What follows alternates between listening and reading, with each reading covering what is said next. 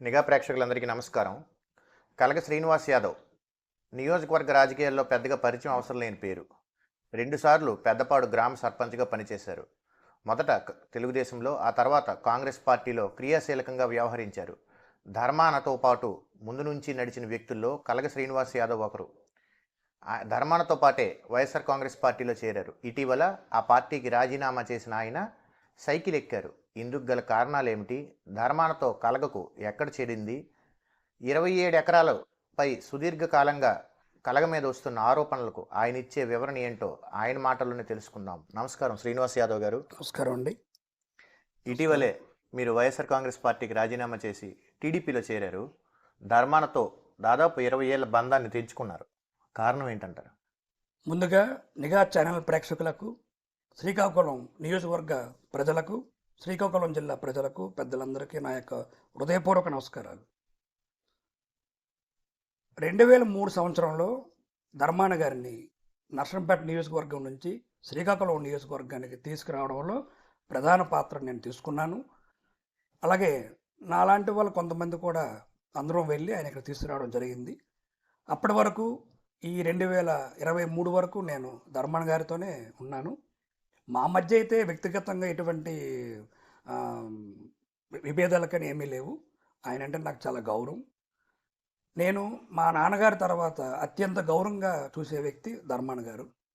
రాజకీయంగా ఆయనకి నాకు చిన్న చిన్న అభిప్రాయ భేదాలు తప్ప అంతకుమించి వ్యక్తిగతంగా ఆయనకి నాకు ఎటువంటి భేదాభిప్రాయాలు లేవు. శ్రీనివాస్ యాదవ్ గారు, మీ పేరు ప్రస్తావనకు వచ్చిన ప్రతిసారి పెద్దపాడు వద్ద 27 ఎకరాల స్థలం కోసం కూడా ప్రధానంగా ఆరోపణలు వస్తాయి. దీని మీద మీరు ఇచ్చే వివరణ ఏంటి? అప్పట్లో అప్పల సూర్యనారాయణ గారు 1999 నుంచి 2004 మధ్యలో ఆ స్థలాన్ని పేదలకు పట్టాలు ఇవ్వడానికి సేకరించారు. ధర్మాన గారితో మీకున్న సాన్నిహిత్యం నేపథ్యంలో 2004లో ఆయన రెవెన్యూ మంత్రి అయిన తర్వాత అవి నివాసయోగ్యం కాదు అని ఆయన ఎన్ఓసి తీసుకొచ్చారు. అదంతా ధర్మాన గారు మీకోసమే చేశారు అనేది ఇప్పటికీ అప్పల సూర్యనారాయణ గారు చేస్తున్న బలమైన ఆరోపణ. దీనిపైన మీరేమంటారు? అప్పల సూర్యనారాయణ గారు పెద్దవాళ్ళు రాజకీయ దృష్ట్యా ఇటువంటి ఆరోపణలు చేయడం తప్ప, ఈ 27 ఎకరాలు అన్నది సంపూర్ణంగా జిరాయితీ భూమి. రైతులు ఆ భూమిని అంటే ఆయన ఈ 27 ఎకరాలని మేమేదో ప్రభుత్వానికి ఇచ్చేస్తాం, పట్టాలు ఇచ్చేస్తామని అప్పల సూర్యనారాయణ గారు అంటారు. మరి అప్పల సూర్యనారాయణ గారు ప్రభుత్వానికి అప్పచెప్పిన పట్టాలు ఇచ్చిన ఆ కార్యక్రమం అసలు చేయాలి కదా, చేయలేదు. అప్పల సూర్యనారాయణ గారు ఏ విధంగా వాళ్ళ నాన్నగారికి అప్పల సూర్యనారాయణ గారికి భూములు ఇచ్చారో మాకు కూడా మా నాన్నగారు ఆ విధంగానే భూములు ఇచ్చారు. అవన్నీ పక్కా జిరాయితీ భూములు. ఆయన రాజకీయంగా ఏదో బురజలడానికి ఆయన ఆ విధంగా మాట్లాడటం తప్ప ఇదైతే అసలు ఇది సందర్భం కాదు, అసందర్భం. ఇది కరెక్ట్ కాదు. ఇది పెద్ద అయినా అది కంప్లీట్గా జిరాయితీ భూమి. అది రైతులందరూ కూడా, అందులో మాది కూడా ఒక 6 ఎకరాలు ఉంది. తర్వాత రైతులు చాలామంది రైతులు ఉన్నారు. వ్యాపార పరంగా రైతులు వేరే వేరే వ్యక్తులకు అమ్మారు. అది అమ్మిన తర్వాత అది ఏదో ధర్మాన గారు ఏదో చేశారని చెప్పడం అన్నది అది అప్పుడు సూర్య విజ్ఞతగా విడిచిపెడుతున్నాను నేను. మీరు వైఎస్ఆర్ కాంగ్రెస్ పార్టీకి రాజీనామా చేసి టీడీపీలో చేరడానికి ప్రధాన కారణం ఏంటంటారు? ప్రధాన కారణం ఇప్పుడు ధర్మాన గారితో సుమారుగా 20 ఏళ్ళు నడిచాం. ధర్మాన గారు 2003 నుంచి 2004లో ఆయన మంత్రి అయ్యారు. అక్కడి నుంచి 2009 వరకు చాలా చక్కగా ఉండేవారు, ఓపెన్గా ఉండేవారు. ఏవైనా సమస్యలు చెప్తే వినేవారు, స్పందించేవారు. 2009 తర్వాత నుంచి వాళ్ళ అబ్బాయి రాజకీయాల్లో ఎంటర్ అవ్వడం జరిగింది. ఎప్పుడైతే వాళ్ళ అబ్బాయి రాజకీయంగా ఎంటర్ అవ్వడం జరిగిందో అక్కడి నుంచి ప్రతి విషయం కూడా అబ్బాయి జోక్యం చేసుకోవడం, రాజకీయంగా ధర్మాన గారికి ఇది ఒక సమస్య అయిపోయింది. తర్వాత చిన్ని కూడా పెద్దవాళ్ళని ఎట్లా గౌరవించాలి, పెద్దవాళ్ళతో ఎలా మాట్లాడాలి అనేది చిన్నీకి అస్సలు తెలియదు. నేను ఒక మంత్రి కొడుకుని అనే అహంకారం ఆయనలో ఉండడం వల్ల ఆయన ఆ విధంగా ప్రవర్తించి ఉంటారని నేను అనుకుంటున్నాను. ఎప్పుడైతే 2009 నుంచి ధర్మాన గారు కార్యకర్తల్ని, నాలాంటి కార్యకర్తల్ని, తర్వాత ఇక్కడ ఈ నియోజకవర్గంలో ఉన్న ప్రధానమైన సమస్యల పట్ల ఆయన ఎన్నిసార్లు చెప్పినా ఎప్పుడైతే స్పందించట్లేదో అలా రాను మేము ఇబ్బంది అయితే పడ్డాం, చాలా ఇబ్బంది పడ్డాం. ఇంకా అక్కడి నుంచి ఆయన మరి ఇప్పుడు 10 ఇయర్స్ మంత్రిగా చేశారు. ఉదాహరణకి పెద్దపాడు గ్రామ పంచాయతీ ఉంది. ఈ పెద్దపాడు గ్రామ పంచాయతీలో ప్రధానమైన సమస్య నీటి సమస్య. ఈ నీటి సమస్యని మంత్రి గారికి చాలాసార్లు విన్నవించడం జరిగింది. ఆ రోజు 2003లో పెద్దపాడు ఎలా ఉందో ఇప్పటికీ అలాగే ఉంది. అంటే 20 సంవత్సరాల నుంచి నీటి సమస్యని ధర్మాన గారు పరిష్కారం చేయలేదు. అలాగే పెద్దపాడు పంచాయతీ మొత్తం మీద అందరూ పేదవాళ్ళు. ఉండడానికి ఒక కుటుంబంలో 5-6 కుటుంబాలు ఒకే ఇంట్లో నివసించేవి. వీళ్ళందరికీ మనం పట్టాలు ఇవ్వాలని ఆయనకి ఎన్నోసార్లు మేము కోరడం జరిగింది. మొన్నను జగన్మోహన్ రెడ్డి గారు ముఖ్యమంత్రి అయిన తర్వాత జగనన్న భూ పట్టా కంపెనీ కార్యక్రమం నిమిత్తం కూడా మేము ఆయన కోరినప్పటికీ ఇప్పటికి కూడా పెద్దపాడు గ్రామ పంచాయతీలోన 100% ఎవరికి కూడాను ఇళ్ల పట్టాలైతే మంజూరు చేయలేదు. పెద్దపాడు కాలనీకి ఏవో చేశారు. పెద్దపాడు తంగివానపేట, చెట్టువానపేట, మరి వీళ్ళందరికీ ఇళ్ల పట్టాలు ఏర్పాటు చేయాలి కదా, ఎందుకు చేయరు? భూమి అయితే పెద్దపాడు గ్రామ పంచాయతీలో సుమారుగా 25 ఎకరాల పోరంబో ఉంది. మరి ఇంత పెద్ద మొత్తంలో 25 ఎకరాల పోరంబో ఉండేటప్పుడు ధర్మాన గారు ఎందుకు ఇళ్ల పట్టాలు మంజూరు చేయలేకపోయారు? అంటే ఒక ఇళ్ల పట్టా మంజూరు చేయడానికి 2003లో దాని రెవెన్యూ మంత్రి నుంచి 2024 వరకు సమయం పట్టిందంటే ఈ ప్రజా సమస్యల పట్ల ఆయనకున్న శ్రద్ధ ఎట్లాంటిదో మీకు అర్థమవుతుంది కదా. అదే మా ప్రధానం. మేమేమంటాం, మాకు ఈ సమస్యలు ఉన్నాయి, మీరు పరిష్కారం చేయండి. ప్రజలకు ఈ సమస్యలు ఉన్నాయి, పరిష్కారం చేయండి. తర్వాత మీరు గ్రామ పంచాయతీ నుంచి మున్సిపాలిటీ కలిపారు.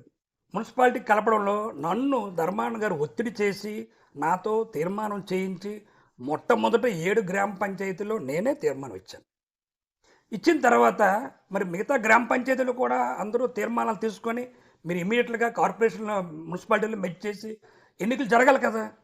ఇప్పుడు ఇంతవరకు ఎన్నికలు లేవు. మాకు 2006లో ఎన్నికలు జరిగాయి, గ్రామ పంచాయతీ ఎన్నికలు ఈ పెద్దపాడులోన.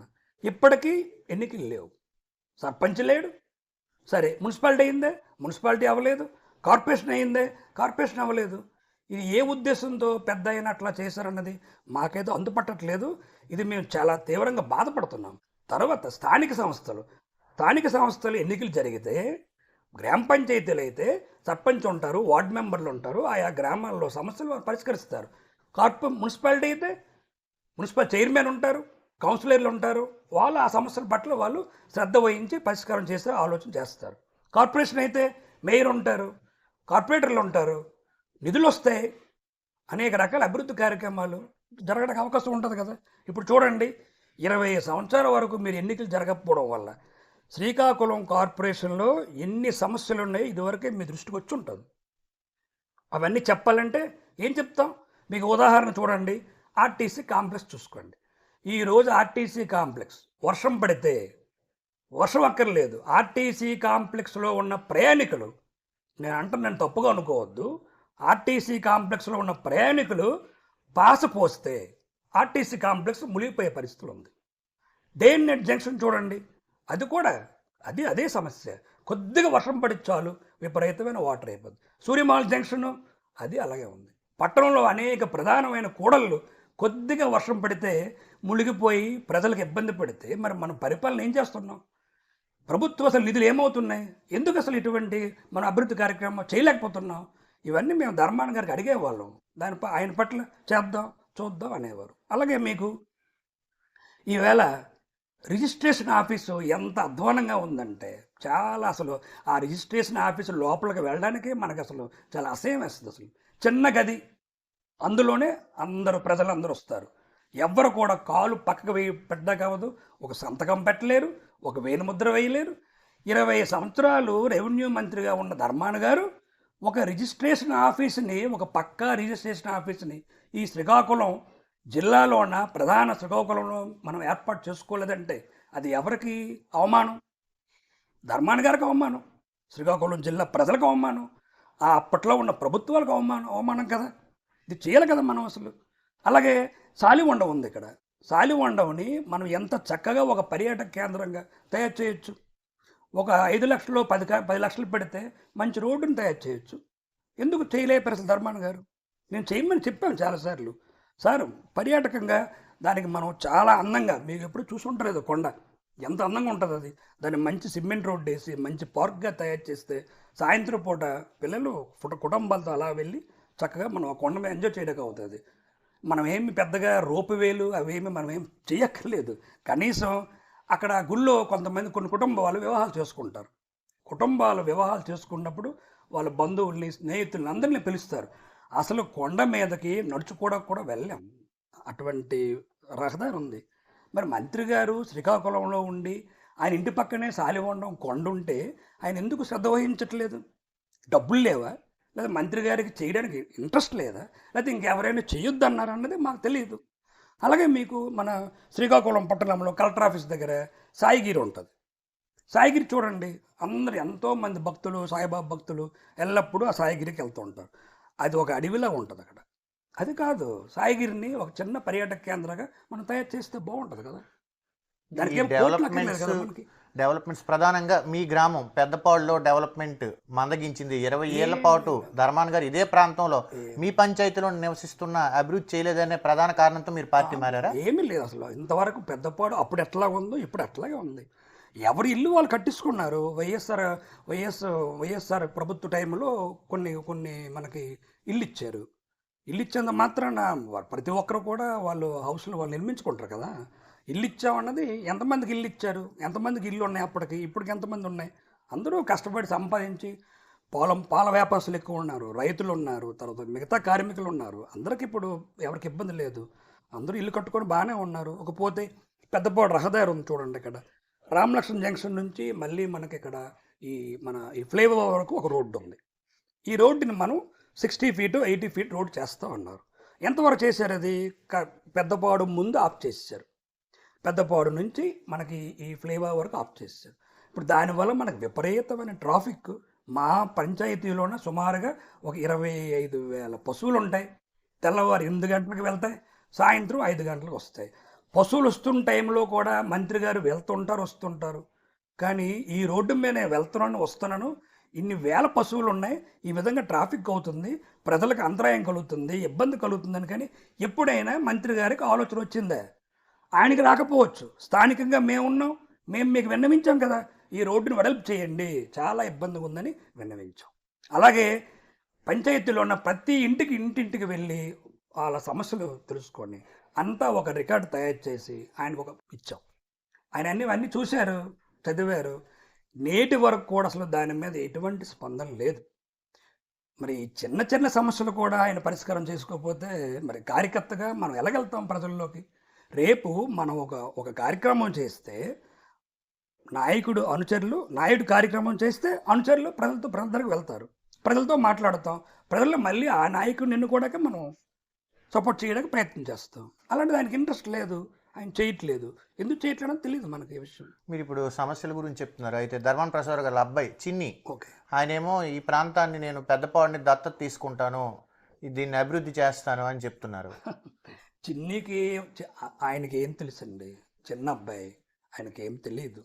ఆయనకి అసలు ప్రజలంటే ఏంటి, నియోజకవర్గం అంటే ఏంటి, ప్రజా సమస్యలు అంటే ఏంటి, కార్యకర్తలు ఎవరు, నాయకులు ఎవరు, సర్పంచులు ఎవరు, అసలు వాళ్ళ పూర్వం నుంచి వాళ్ళ జీవన విధానం ఏమిటి, అవన్నీ అసలు చిన్నీకి ఏం తెలుస్తుంది? అసలు ఏనాడైతే చిన్ని రాజకీయంగా ఇందులో అసలు ఆయన అంటే ప్రవేశం జరిగిందో అప్పటి నుంచి ధర్మాన గారికి చాలా చెడ్డ పేరు వచ్చింది. దానికి ఉదాహరణ మీకు 2014లో 24,000 ఓట్లతో ధర్మాన గారు ఓడిపోయారు లక్ష్మీదేవి గారు మేడం మీద. మరి 10 సంవత్సరాలు మీరు మంత్రిగా చేసి 10 సంవత్సరాల తర్వాత ఎన్నికలు వస్తే 26,000తో ఎందుకు ఓడిపోయారు మీరు? 25,000 ఎందుకు ఓడిపోయారు అంటే మీరేం చేయలేదు. మీరు ఈ నియోజకవర్గానికి ఏమి చేయలేదు.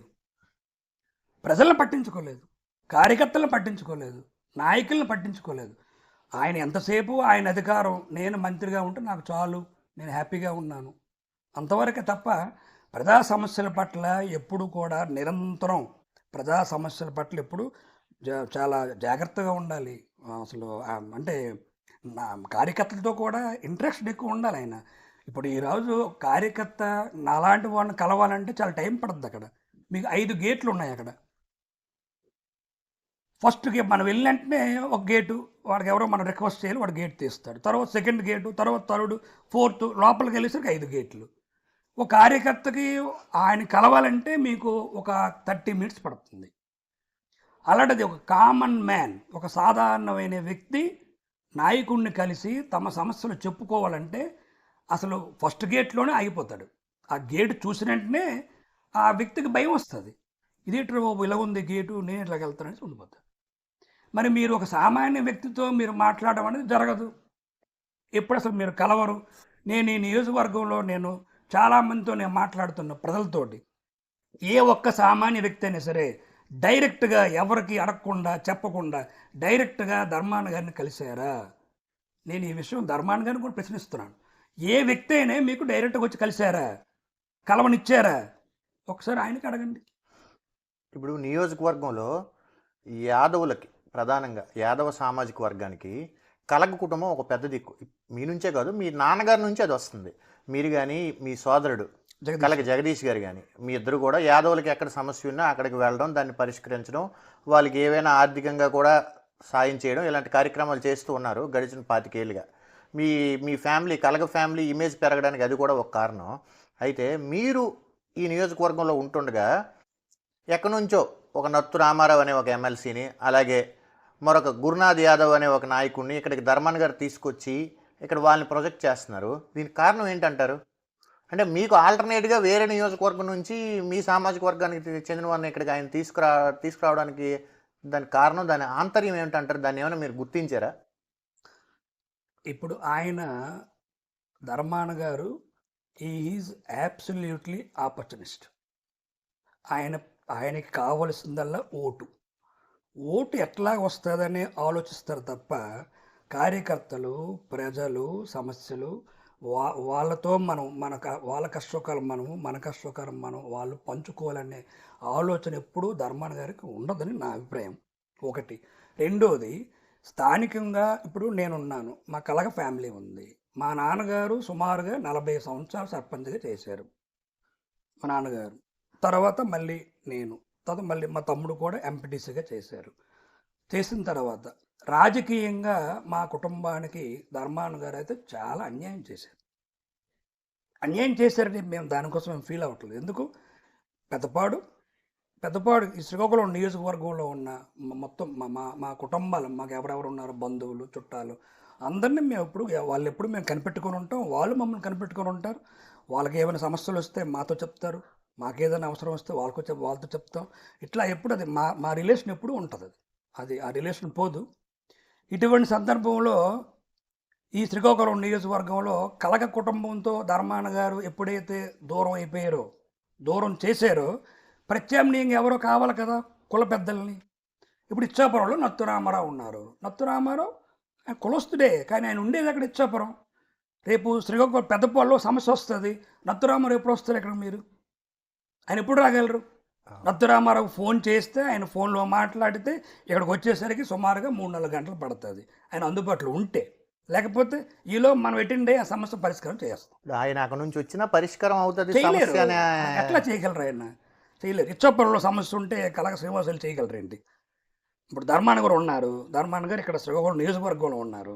కడపలో ప్రాబ్లం ఉంటే ఈయన వెళ్తారేంటి? చెప్పండి. ధర్మాన గారు వస్తారు కడప, ఆయన పరిష్కారం చేస్తారని ఆయన చెప్పారు అనుకోండి, కడపలో ఈయన ఎండ పెడతారు ఆయన్ని. అయితే నత్తు రామారావుని అంటే ఆయన మేమంతా ఒకే కుటుంబం, ఒకే కులం కాబట్టి ఆయన్ని మనం ఏమి విమర్శించం. ఇది ఆయన రాజకీయ ఎత్తుగాడ. బయట నుంచి వేరే వ్యక్తులను తీసుకొస్తే వీళ్ళు వింటారు అని అంటారు. ఎలా వింటాం? మేము కోరేది ధర్మాన గారి ఆస్తులను కోరడం లేదు. మేము కోరేది సమస్యల పరిష్కారం కోరుతున్నాం. నియోజకవర్గంలో ఉన్న సమస్యల పరిష్కారం చేయండి అని కోరుతున్నాం తప్ప మేము అంతమించి ఆయన ఏం కోరట్లేదు. ఆయన ఎవరిని తీసుకొచ్చినే ప్రజలకు అన్నీ తెలుసు, ఇక్కడ ఉన్న ఈ కుటుంబాలన్నిటికీ తెలుసు. అది వాళ్ళని నిర్ణయించుకుంటాం. శ్రీనివాస్ యాదవ్ గారు, ఇటీవల మీరు తెలుగుదేశం పార్టీలో చేరారు. అయితే వైఎస్ఆర్ కాంగ్రెస్ పార్టీ అధికారంలోకి వచ్చిన కొత్తల్లో మీ పెద్దపాడు జంక్షన్ వద్దనున్న దివంగత కేంద్ర మాజీ మంత్రి కింజరాపు ఎర్రనాయుడు గారి విగ్రహాన్ని తొలగించాలని మీరు కలెక్టర్ గారికి ఫిర్యాదు చేశారు. ఎర్రనాయుడు గారు కేంద్ర మంత్రిగా ఉన్నప్పుడు కానీ దాని తర్వాత కానీ మీరు తెలుగుదేశం పార్టీలో కొనసాగినప్పుడు కలగ కుటుంబానికి ఆయన ప్రాధాన్యత ఇచ్చారు. మీరు గ్రామ సమస్యలు కానీ వ్యక్తిగతంగా కానీ ఏవి చెప్పినా కూడా ఆయన పరిగణలోకి తీసుకొని పరిష్కరించారనే పేరు ఒకటి ఉంది. ఢిల్లీ స్థాయిలో ఎర్రనాయుడు గారి ఇమేజ్ చెరిగిపోయింది. మన శ్రీకాకుళం జిల్లా నుంచి వచ్చామంటే ఎర్రనాయుడు గారి జిల్లా అని ఇప్పటికీ చెప్తుంటారు. అవును. అలాంటి వ్యక్తి విగ్రహం తొలగించమని మీరు లెటర్ ఇవ్వడానికి కారణం ఏంటి? మీకు ఆయనకి ఏమైనా వ్యక్తిగత వైరుధ్యాలు ఏమైనా ఉన్నాయా ఏంటి అసలు? ఇది పూర్తిగా అబద్ధం. అంటే లెటర్ విషయం పక్కన పెట్టండి. గౌరవ ఎర్రన్నాయుడు గారికి, మా కుటుంబానికి చాలా అత్యంత సన్నిహితంగా మేము ఇప్పటికి నేటి వరకు ఉన్నాం. అచ్చెన్నాయుడు గారు కానీ, రామ్మోహన్ నాయుడు గారు కానీ, మొత్తం ఆల్ ఆ ఫ్యామిలీ, మా ఫ్యామిలీ చాలా ఇప్పటికీ చాలా క్లోజ్గా ఉన్నాం. చాలా అభిమానంగా ఉన్నాం. ప్రత్యేకించి నేనంటే ఎర్రన్నాయుడు గారికి చాలా అభిమానం. ఆయన ఒకప్పుడు ఇండిపెండెంట్గా పోటీ చేసేటప్పుడు కొబ్బరి చెట్టు గుర్తిచ్చారు. ఆ కొబ్బరి చెట్టుని పెద్దపాళ్ళు 1989 ఎలక్షన్ 89 ఎలక్షన్లో ఆ కొబ్బరి చెట్టుని తీసుకొచ్చి అలా కొబ్బరి చెట్టు తీసుకొచ్చి పెద్దపాళ్ళు పెట్టాం. అని అలా వచ్చేటప్పుడు అది ఆగి చూసి చాలా ఆనందపడ్డారు. అసలు ఏట్రా శ్రీను అది అప్పట్లో మనకి ఎలక్షన్ కమిషన్ ఇట్లా అనేది ఉండేది కాదు. అవును.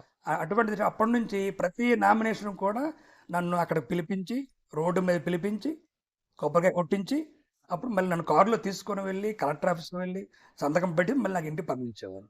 అలాగే ఆయన కేంద్ర మంత్రిగా ఉన్నప్పుడు చాలా పెద్ద పెద్ద సమస్యలు పరిష్కారం చేశారు మా పంచాయతీకి. అట్లాగే ఈరోజు రూరల్ పోలీస్ స్టేషన్ ఉండడానికి కారణం కూడా మన ఎర్రన్నాయుడు గారే. అటువంటిది ఆయన విగ్రహం ఈ జంక్షన్లో ఉంటే నేను తొలగించమని లెటర్ పెట్టడం అన్నది అసలు అది చాలా అసందర్భం. నాకు అది చాలా బాధ అనిపిస్తుంది. అది కేవలం ఏంటంటే ధర్మాన గారే ఆ విధంగా తయారు చేసి అది పంపించడం అనుకుంటున్నాను నేను. నాకైతే అందులో ఏ ప్రమేయం నాకు తెలియదు. అంటే మీరు వెళ్ళి నేరుగా నో ఫిర్యాదు అయితే నో నో ఇవ్వలేదు. No no no. నేను ఎందుకు ఇస్తాను? నేను ఎట్లా పిలిపిస్తాను? నాకేంటి అవసరం? విగ్రహం ఉండడం వల్ల పబ్లిక్ కానీ లేకపోతే ఆ రోడ్డుకి కానీ హైవేకి కానీ ఎటువంటి సమస్య లేదు కదా. సమస్య ఉంటే అది ప్రభుత్వమే గవర్నమెంట్ చూసుకుంటారు. అలా లేనప్పుడు మనం ఎందుకు చేస్తాం ఆ పని? అది తప్పది. నేను దానికి చాలా ఫీల్ అవుతున్నాను. ఇప్పుడు మీరు తెలుగుదేశం పార్టీలో చేరారు. ఈ ప్రాంతం పెద్దపాడు ప్రాంతం తెలుగుదేశం పార్టీ కాస్త కోస్త పట్టుంది. మీ చేరిక తర్వాత ఆ బలం మరింత పెరిగింది. ఎస్. ఎమ్మెల్యే అభ్యర్థి గొండు శంకర్ గారు కానీ, ఎంపీ అభ్యర్థి రామ్మోహన్ నాయుడు గారు కానీ, వీళ్ళ విజయానికి మీరు ఎలా కృషి చేస్తారు? ఈ ప్రాంతంలో వాళ్ళకి మెజారిటీ తీసుకురావడానికి మీ దగ్గర ఉన్న ప్రణాళిక ఏంటి? ఇది పెద్దపాడు ప్రాంతం అంటే ధర్మాన ప్రసాదరావు గారి సొంత ప్రాంతం. ఆయన నివాసం ఉంటున్నారు ఇదే పంచాయతీ పరిధిలో. సరే, ఇప్పుడు మున్సిపాలిటీలో కలిసిపోవచ్చు, అది వేరే విషయం. అవును. అయితే ఈ ప్రాంతంలో టీడీపీకి మెజారిటీ తీసుకురావడానికి మీ దగ్గర ఉన్న ప్రణాళికలు ఏమిటి? దానికోసం మీరు ఏమైనా గ్రౌండ్ వర్క్ చేస్తున్నారా? కార్యాచరణ సిద్ధం చేసుకున్నారా? చాలా వర్క్ చేస్తున్నాం. వర్క్ చేశాం కూడా. ఎప్పుడైతే ధర్మాన్ గారు పూర్తిగా మమ్మల్ని విడిచిపెట్టేశారో అప్పటి నుంచే మేము ఒక నిర్ణయం తీసుకున్నాం. గ్రామస్తులందరూ పంచాయతీ మొత్తం మీద చాలా చాలా భారీ మెజార్టీ మాత్రం ఈ ఎన్నికల్లో మేము గొండు శంకరన్నకి ఇచ్చే దిశగా మేము ప్రయత్నాలు చేస్తున్నాం. ఆల్రెడీ అన్ని ప్రణాళికలు చేసాం. మొత్తం మా కార్యకర్తలు, ప్రజలు అందరూ కూడా నేను అనుకుంటున్న అసలు ఏకపక్షంగా ఓటింగ్ జరుగుతుందనే ఆలోచనతో మేమైతే ఉన్నాం.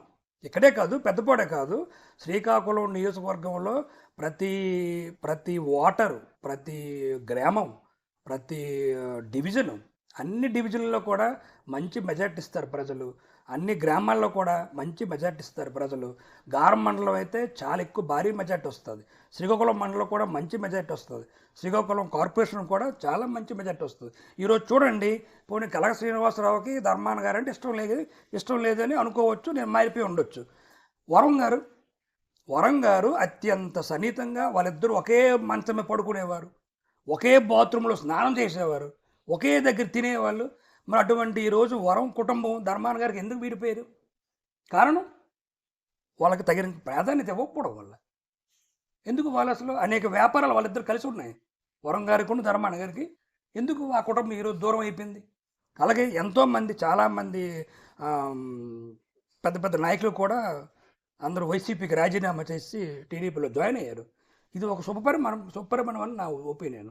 అలాగే మీకు స్టేట్లో కూడా చూడండి, మీకు ఈరోజు వైసీపీ పార్టీ పతనం అవడానికి ఎవరైతే పెద్ద పెద్ద నాయకులు ఉన్నారో, యాదవుల్లో నాయకులు ఉన్నారు, ఇతర కులాల్లో నాయకులు ఉన్నారు, వాళ్ళందరూ రాజీనామా చేసి ప్రభుత్వం ఒక 1 year అధికారంలో ఉంటుండగే వాళ్ళు రాజీనామా చేశారంటే ప్రభుత్వం చేస్తున్న విధానం, ముఖ్యమంత్రి విధానం ఎంత అసహ్యంగా ఉందన్నది మనం అర్థమైపోతుంది కదా. ఏనాడో ఫిక్స్ అయిపోయారు అందరూ వైసీపీ ఇంక మరి రాదనేసి. ఇప్పుడు కూడా మేము గొండు శంకరన్నకి మాత్రం మంచి మెజార్టీ ఇస్తామండి. మీకు అన్న మీరు చెప్తే మీరు ఏదో గొప్ప అనుకుంటారు, కానీ మెజార్టీ ఎలా ఉంటుందంటే 50,000 కూడా దాటొచ్చు.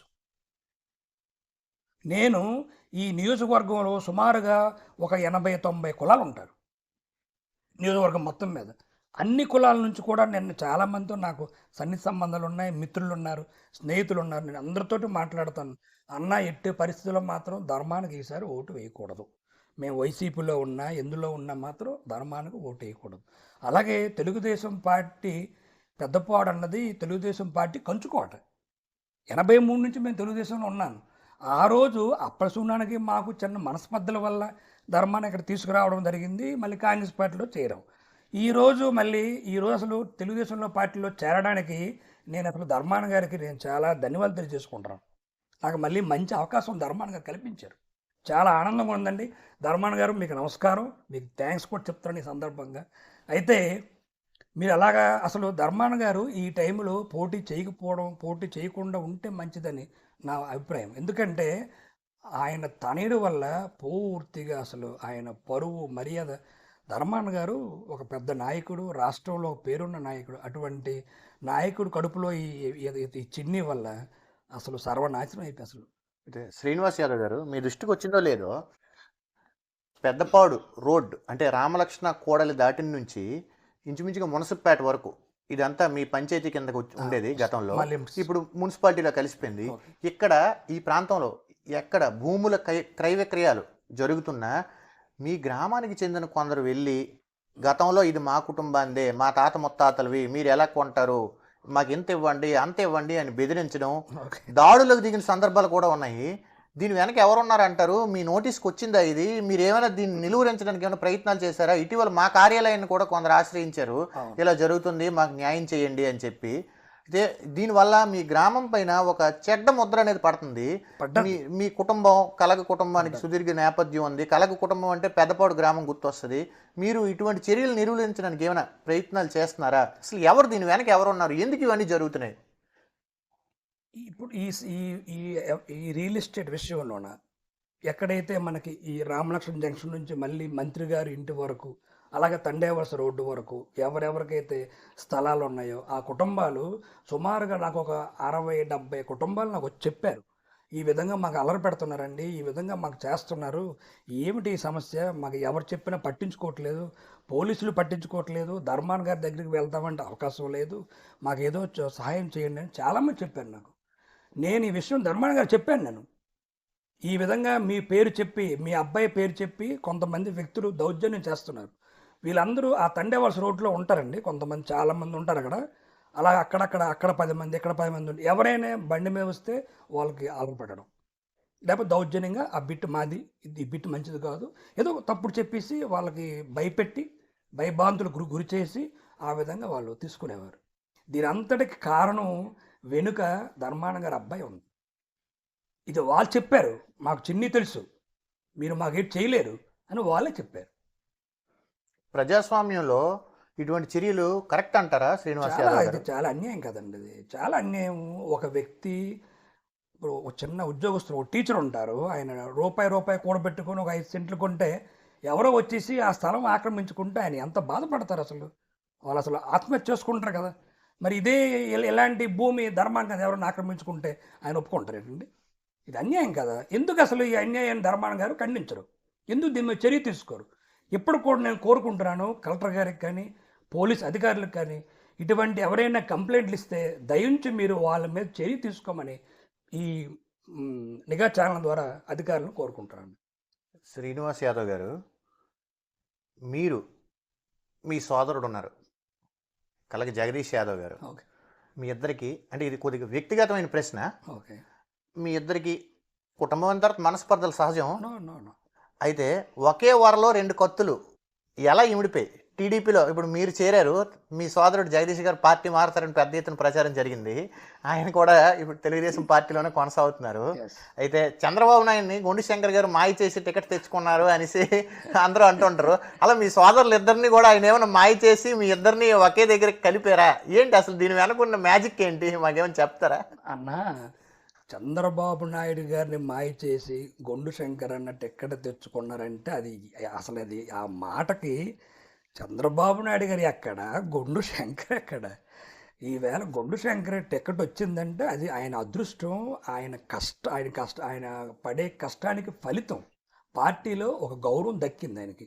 ఎందుకు దక్కిందంటే శంకరన్న యువకుడు, చదువుకున్నాడు, ఉత్సాహవంతుడు, బాగా పనిచేస్తున్నాడు. ఉత్సాహవంతుడు, ఏదో ఒకటి చెయ్యాలని ఒక తపన ఆయన మనసులో ఉంది. ఉంది. అటువంటి వ్యక్తిని తపన ఉంటే మాత్రం అయిపోదు. డబ్బు ఇప్పుడు నా దగ్గర కొద్ది గొప్ప ఉంది, నేను ఖర్చు పెట్టగలనండి. ఇప్పుడు ధర్మాన్ గారి దగ్గర 1000 కోట్లు ఉంది, ఆయన ఎందుకు పెట్టట్లేదు? ఆయన ఎందుకు ప్రతిరోజు అన్నదానం చేయట్లేదు? మీకు తెలుసుగా ధర్మాన్ గారి ఎన్ని 1000 కోట్లు ఉందో. ఏం చక్కగా అసలు ప్రతిరోజు మొత్తం నియోజకవర్గం మొత్తం అందరికి భోజనం పెట్టచ్చు కదా, పెట్టరు. అది అందరికీ సాధ్యం కాదు. అది అటువంటి వ్యక్తికి సాధ్యపడదు అనమాట. ఎందుకు? ఆయన మనసులోన నేను ప్రజలకు ఏదో చేయాలి, ఏదో కొద్దిగా ఒక పూట భోజనం పెట్టాలి. ఏమీ లేనప్పుడు అటువంటి కార్యక్రమాలు చేసిన వ్యక్తి రేపు ఒక అధికారం ఆయన చేతిలో ఉంటే మరింత ముందుకు వెళ్ళడానికి బాగుంటుందని మా ముఖ్యమంత్రి, మన గౌరవ పెద్దలు చంద్రబాబు నాయుడు గారు అది ఆలోచించి ఆచి తూచి తర్వాత ఆయన కూడా నాకైతే సుమారుగా నాకు ఒక 70 కాళ్ళు వచ్చి ఉంటాయి. నాకు టికెట్ ఎవరికి ఇవ్వాలి? లక్ష్మీదేవి గారికి ఇవ్వాలా, శంకరన్నకి ఇవ్వాలా? నాకు వచ్చాయి. మీ అందరికి వచ్చి ఉంటాయి నేను అనుకుంటున్నాను.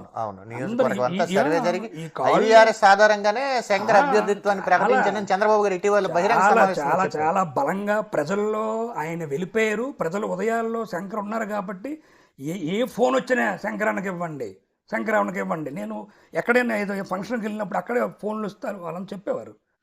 అంటే గుండె లక్ష్మీదేవికి ఇవ్వద్దని కాదు అక్కడ, అంటే ఈయన ఉత్సాహవంతుడు, యువకుడు, విద్యావంతుడు, తర్వాత చాలా వయసు ఉంది, ఏదైనా చేయగలడు అనే ఒక అభిప్రాయం తప్ప ఇక్కడ లక్ష్మీదేవి గారనే అప్పసూరం గారంటే ఎవరికి అయిష్టం కానీ ఆ గౌరవం కానీ ఏంట్లేదు. వాళ్ళిద్దరు పెద్దవాళ్ళు, వాళ్ళు ఎప్పుడు మనం గౌరవిస్తాం.